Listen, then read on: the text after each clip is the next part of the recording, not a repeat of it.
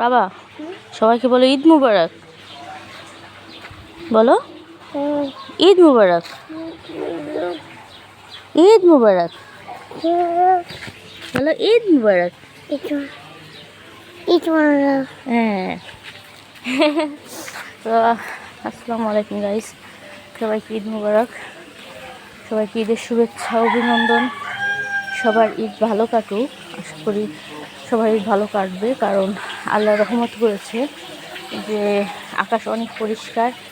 অনেক দোয়া করছিলাম যে আমি ঈদের দিন যেন বৃষ্টি না হয়, তো আকাশে অনেক পরিষ্কার, রোদ্রের জল, তো আল্লাহকে অশেষ মেহেরবানি যে আজকে আর বৃষ্টি হয়নি। তো আমি হচ্ছে গিয়ে ঝর্ণাও চলে আসছে, আপনার যেখানে আমাদের হাউসটা পরিষ্কার করেছিলাম, তো এই যে ঝর্ণাটা চালিয়েছি।